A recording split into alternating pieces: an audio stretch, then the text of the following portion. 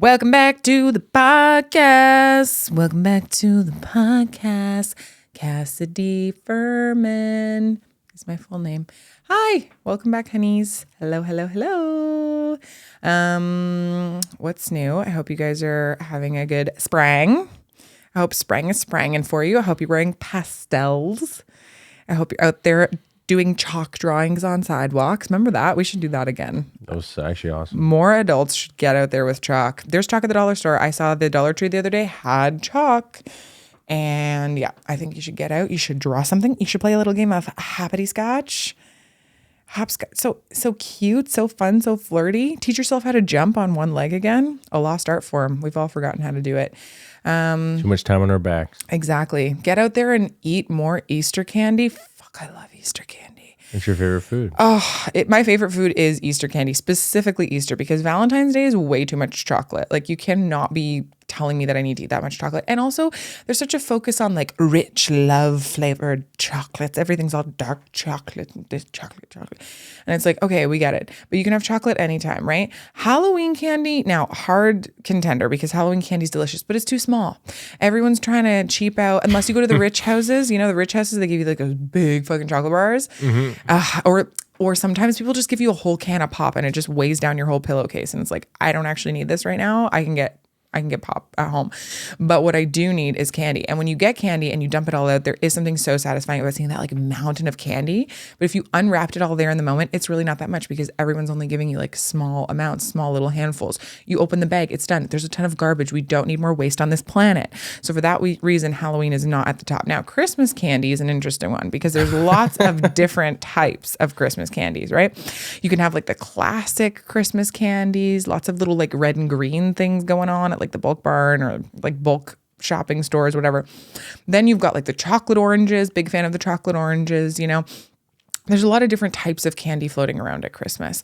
But there's also a lot of baked goods. Christmas is a time of baked goods, which is fine. I'm just not a 98-year-old woman, so I don't love baked goods like first and foremost. Do not come for me. Baked goods are an old person snack, okay? I love a cookie. I love a baked good. I do.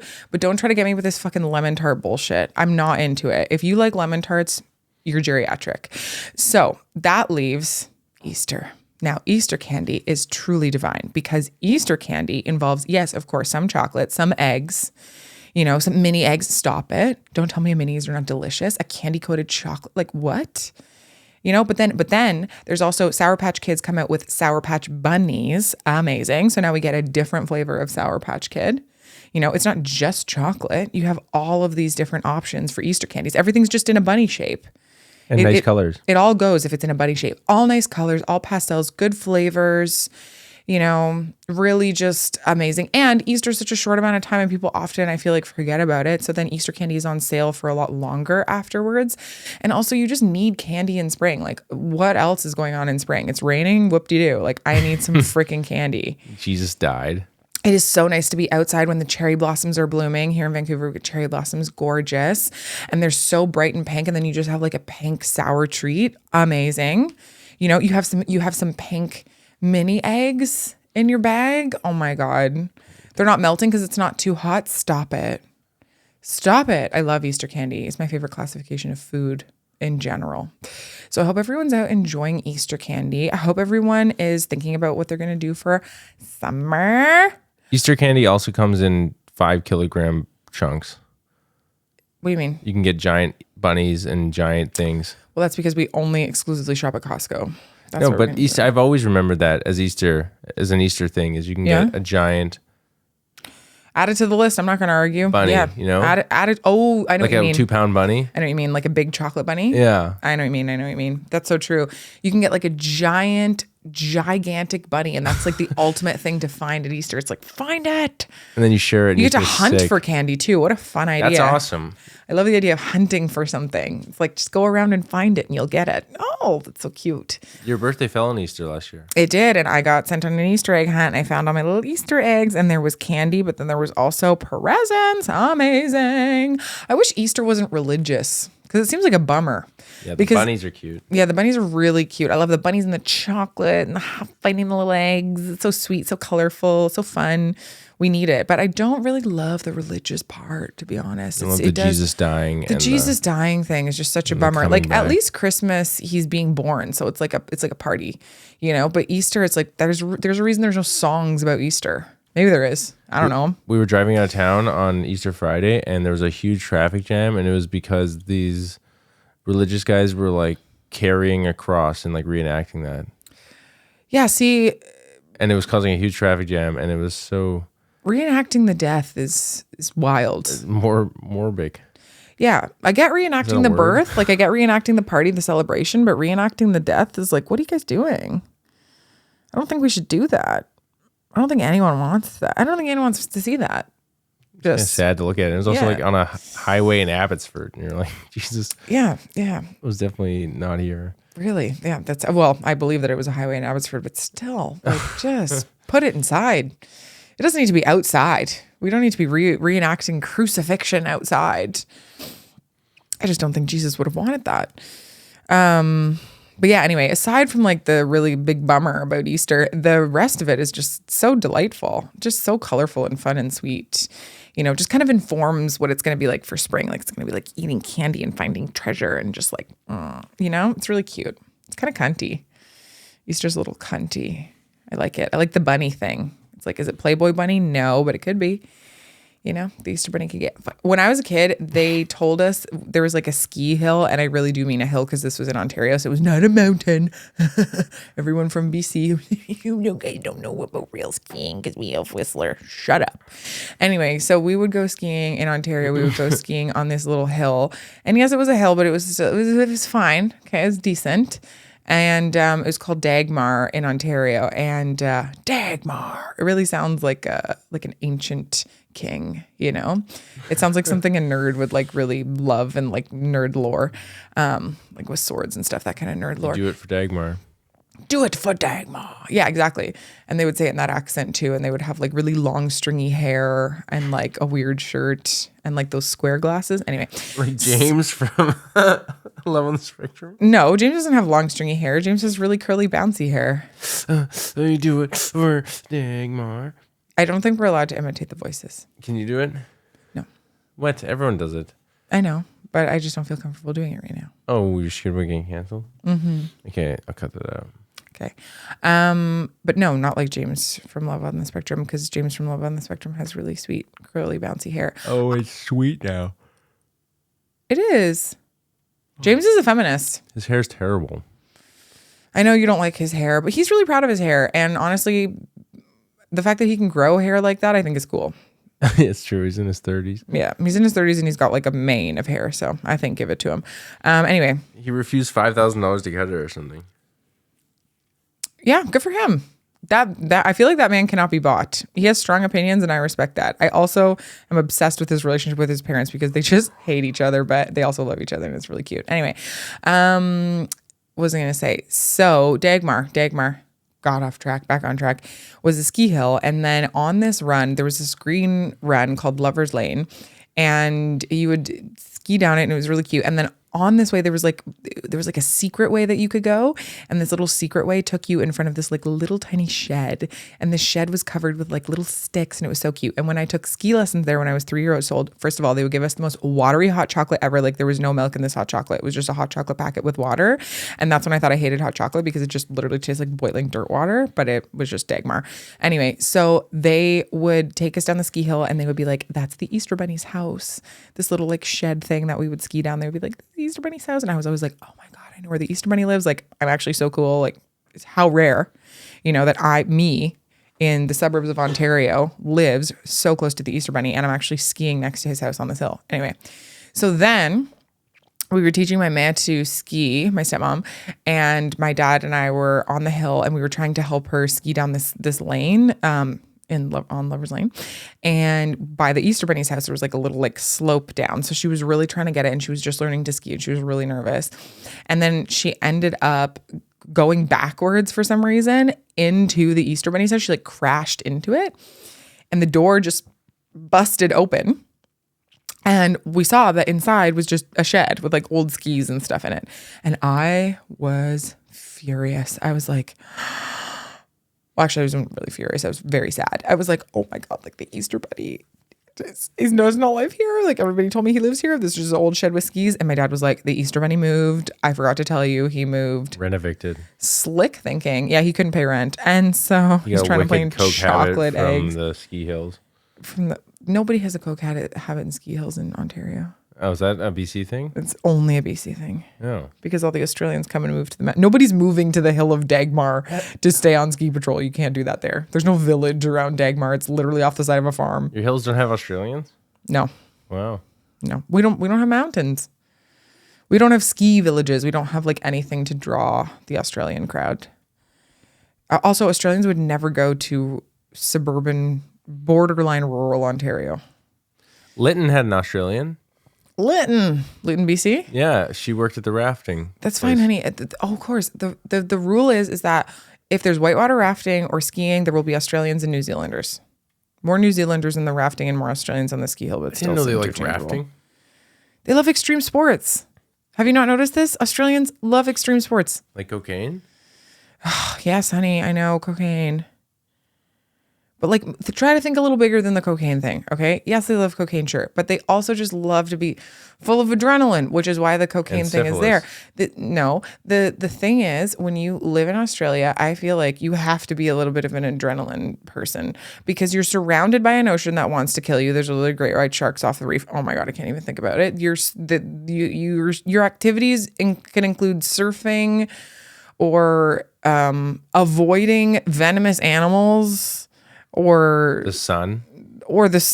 Yeah, I was just going to give you freaking cancer. Like everything you're doing in Australia is extreme. It's so extreme. It's such an extreme island. So when they move to another place, they need to do something else extreme. They need to go whitewater rafting. They need to be skiing. They need to be doing hardcore drugs. I don't know. Unprotected sex. What is with it? And you and unprotected sex in Australia? Have you met an Australian that didn't want to use a condom or what? They have the highest rate of syphilis. Do they? Yeah. Where'd you learn that? I made it up. Oh, yeah. That sounds right. Stop spreading missileness. Whistler. That's why Whistler is so... Syphiliser. Whistleous. Whistleous. That's insane. I don't think they have a lot of STDs. Maybe they do. They do. Maybe they have a lot of STIs. But I think everyone has a lot of STIs. Do you? No, but I do know a few people who've had chlamydia. Have you ever? Nope, I have never had chlamydia. Anything? I'll tell you here. No, but I'm assuming I have HPV. You'd be a loser if you didn't. I was once so committed to the idea that I got gonorrhea of the throat. Didn't, but I really thought I did because my tonsils went crazy and I had an abscess. Oh yeah, I could barely swallow. It was really gross, but no, I didn't. Yeah. Do you think about that, Aaron? Did they cut it out? They drained it. Ew. Yeah. How? I'm not talking about that. We don't need to be talking about this. Talk about it. No. Talk about it. Good. Talk about it. You sound like, it's a good pod you sound like fodder. You lost your tonsils. I'm just so tired. I know you're so tired. You just got to say that all the Australians have syphilis. Anyway, the Easter Bunny is sacred, and I feel like the Easter Bunny would be my friend. What if he's Australian? The Easter Bunny's not fucking Australian. And has syphilis. The Easter Bunny is not Australian, and he doesn't have syphilis. Don't say that about him. What is he then? If you could fuck any of the like mythical beings like Santa Claus, Easter Bunny, let's see, what else? Tooth Fairy. She can get it. How do you know it's a girl? It's a fairy. So? It's a tooth fairy. In the Rise of the Guardians, which was the kids movie, the tooth fairy was a man. Oh, in the Santa Claus movie too. Oh wait, no, in the Rise of the Guardians, Tooth Fairy was a woman, but in the Santa Claus, the Tooth Fairy was a man. Isn't Mrs. Claus kind of hot in some of these things? You'd pick Mrs. Claus? Isn't she stacked in some things? What if you can't pick Mrs. Claus? You can really only pick Santa Claus, the Easter Bunny, or the Tooth Fairy. And Tooth Fairy's a dude. Yeah. In this scenario. They're all dudes. They're all dudes, and they're all going to be dudes in this scenario. Probably still Tooth Fairy. You'd really pick the Tooth Fairy was a woman? That would be like such a tiny little petite fairy. No, if Tooth Fairy was a dude and... What if Tooth Fairy was a woman? Which one would you pick? And Santa Claus and Easter Bunny? Yeah. Easter Bunny's bestiality. Santa's an old fat man, and obviously Tooth Fairy's just the best option. No, I think Santa's the best option because Santa's a giver. Santa's a giver. Santa's huge. Santa's a massive person with huge hands and huge feet. Okay. I didn't say that you would be taking it. I know, but then you still got to give it to him. He's a giver. He'll be sweet. You're going to give it to a giver? You don't want to get sucked off by Santa? That beard? Honey. You sit on his lap? Yeah. This is wild. There's so many sexual innuendos about Santa. I feel like he's used to it by now. He would be gentle. Got a big sack. He'd be so gentle. He's a very caring, sweet person. I feel like demeanor-wise, Santa's the best one to go for. I would pick the Easter Bunny because I'm a freak.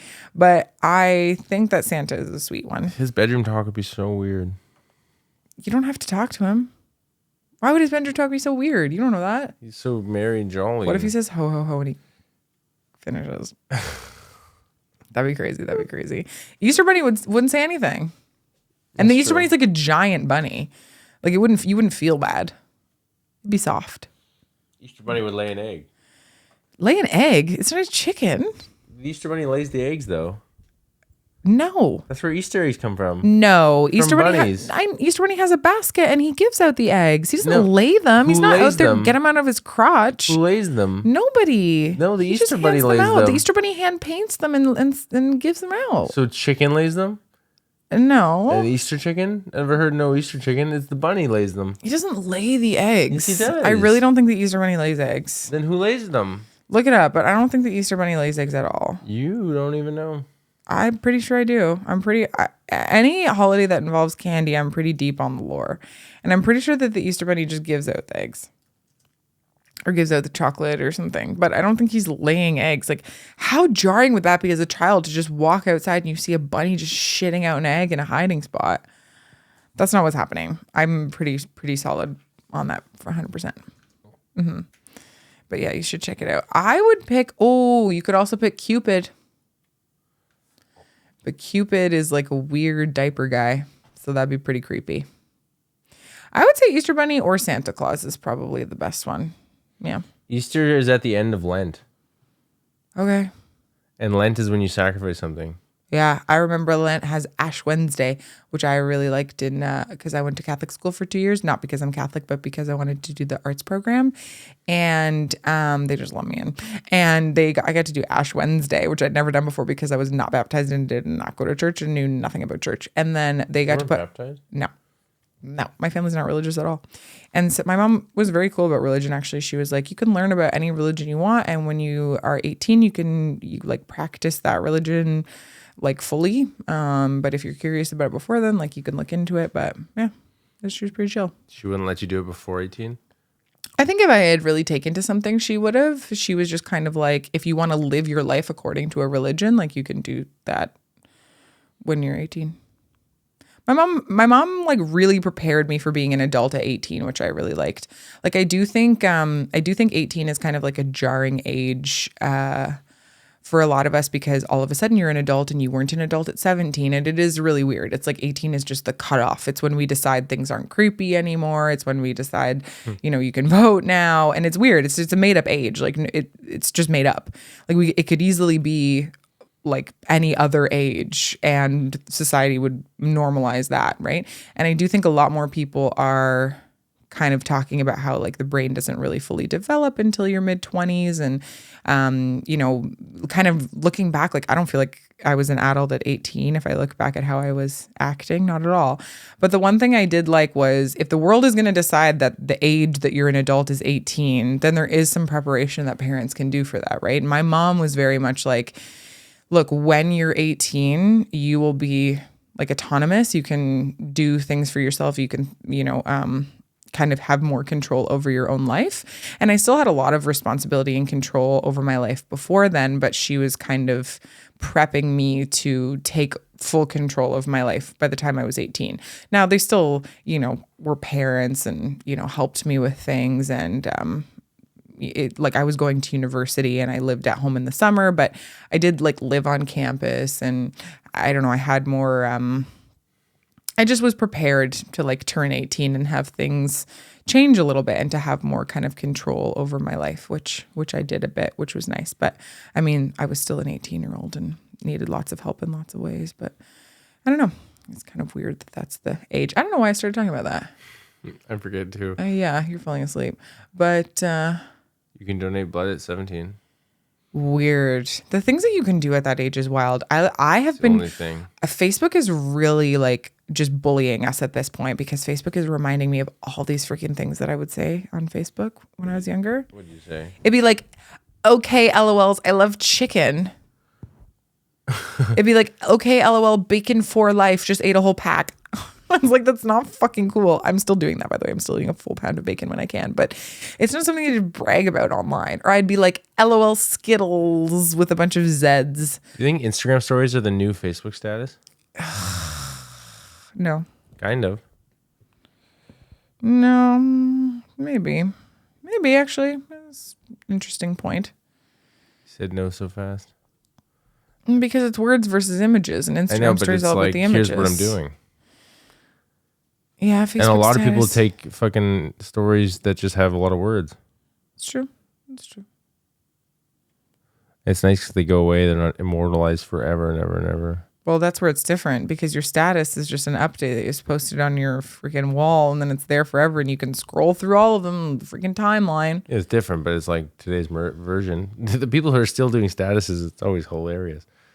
I love when people do statuses still. Yeah, it's so classic. But the thing is, they're not even statuses. It's not like this is how I am right now. It's just like, I think that liberals should eat shit and die. Like, it's literally just people going on there and like spewing crazy political views. That's their status. Pissing off other people. How I feel today is, you guys, you sheeps never think for yourself. Like, it's in weird memes and stuff. Like, nobody's really going on to statuses and being like, today I had a donut. Like, that's the days of that are gone. Those days are gone. Those days are gone on Instagram too, though, I think mostly. But people still post stories like that on Instagram. I do really think about like curating an online presence and how much that is like a skill and almost a style. It's like having a style of clothes.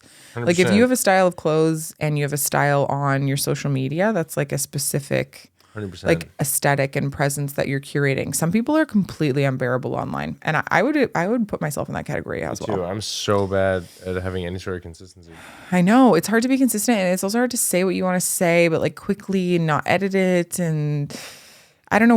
We're giving. I think we give even this. Like we give people a lot of opportunities now if they want to take it to say a lot of things all the time to larger amounts of people. Yeah. We give people so much of a chance to just say what they're thinking and feeling in any given moment, any given breakdown or crash out or good day or bad day or informed, not informed. We give people a slew of information, some of it true, some of it not, some of it factual, some of it not, some of it opinion, some of it diced up opinion.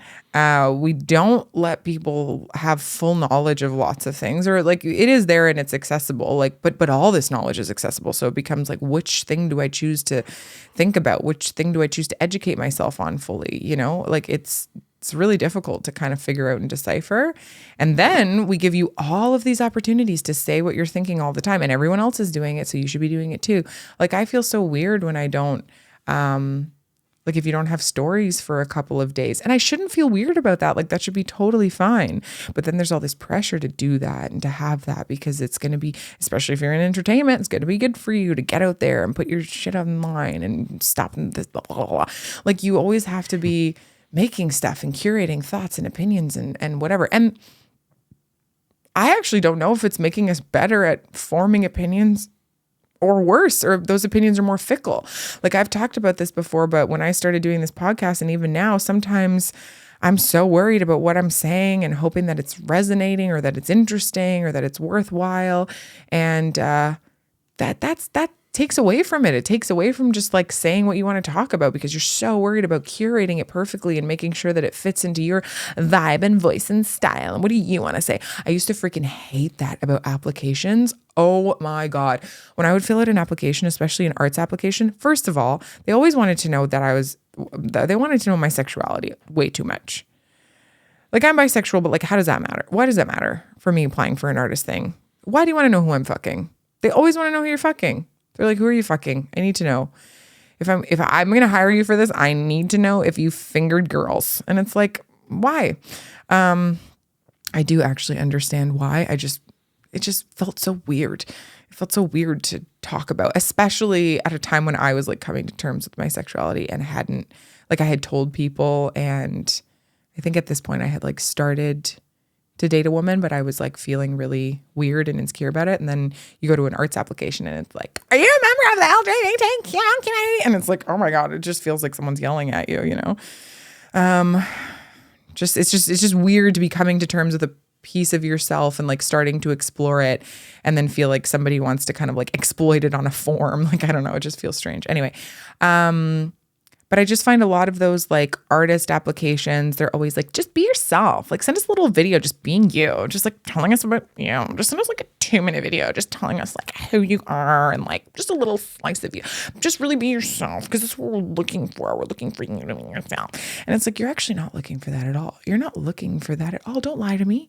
Don't lie to me and you're looking for me to be myself. Absolutely not. You're looking for me to be like a fun, artistic, professional version of myself that you can see and go, oh yeah, that's somebody that like people would relate to, or that's somebody that has, you know, maybe something interesting to say. And that's, yeah, that person has a unique and interesting idea. I like the way they presented that, but you can really tell that they're being real. You want something that's still very curated. You just don't know how to ask for it, because what you don't want is stuffy and professional. But if people are too themselves, just themselves in the moment, you're not going to like that either. And maybe that's like, oh, well, you know, nobody ever asked you to be an artist. Nobody was like, you have to submit to this artist thing. You have to be an actor. You have to be a comedian. Nobody ever said that. I always tell that to people who are complaining about any sort of arts job. I'm like, nobody's parents are asking you to do this. Nobody's parents are like, you have to be a comedian or I'll disown you. Like, absolutely not. So everything that we're doing is elective. I get it. I think I just get frustrated with sometimes is like, I don't know, it's like this culture around art stuff, especially things that you have to apply for, things that are, I don't know, something like if you want grant money, if you want to like do this professionally, like there's so many things that you have to go into. And I have no problem with them wanting to understand your project better, or, you know, really wanting you to like show them who you are, I guess. But there's always this stupid little section of like, film a 2-minute video, just being yourself. And it's like, fuck off. Like, no, like just let the work speak for itself. And if you relate to it, great. And if you don't, then that's fine. You just, you know, send the rejection email. I don't care. But there's a lot of pressure to curate who you are and know who you are. And I think that's why also other generations really view millennials and Gen Z as quite selfish. And maybe we are, but maybe we've been taught to be, you know? There is like a really strong emphasis on us and what we're doing, what we're saying, and what we're thinking, and our personal accounts, and our, like, it's all like these things that we have to have like set and ready to go. Whereas if you want to be more of an observer, like there are days where I do feel like such a self-obsessed person. I'm like, everything I'm thinking about is my experience of this, or what I think about that, or what I want people to view me as. And it feels a little bit icky sometimes. Sometimes it feels fun and exciting because you're like, I'm the fucking star, bitch. And then sometimes it feels a little gross. But if you just want to have a day where you kind of think and observe, think about the way other people are thinking and observe the way other people are thinking,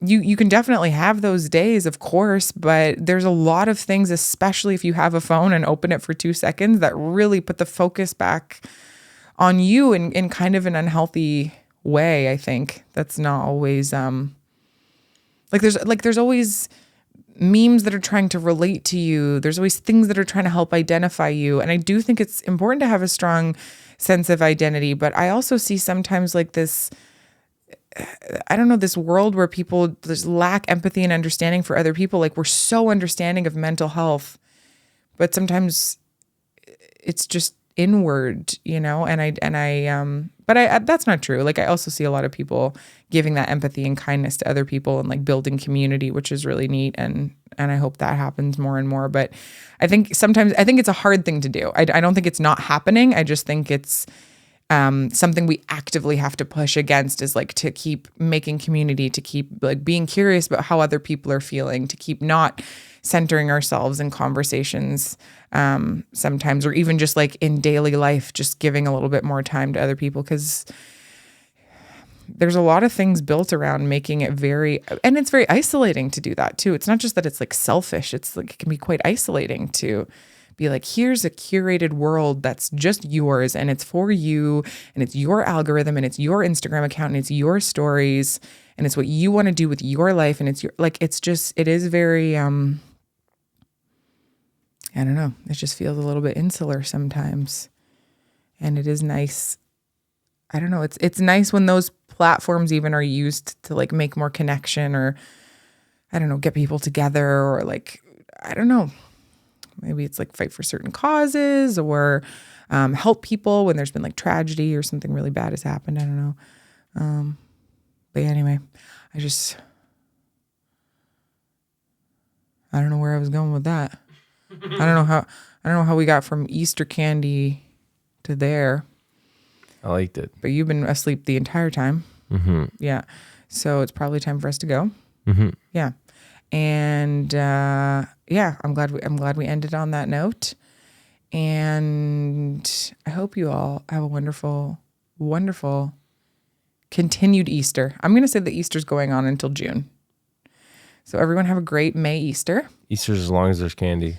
Easter candy only. That's what I want everyone to have. I want everyone to love. And I hope you do something this week that feels good but focuses on someone else. Be curious about something that someone else is doing specifically and remember it. That would be cool. That would be fun. That would be a nice challenge. Or don't do it all and actually fuck me. Because who the fuck am I to be telling anyone anything? But yeah, thank you so much for listening, Hunnies. We have if you are in Vancouver, we have a couples counseling show coming up on May 11th with a really great lineup at KW Studios in Gastown. So please come check that out. We haven't had questions in a long time, so it's been a lot of my ranting. But if you would like me to answer a question, I think I still have the capability to do that. So please feel free to email askthepodcass@gmail.com. We'll be happy to answer any questions you have. Thank you so much for listening. I love you all. Good night.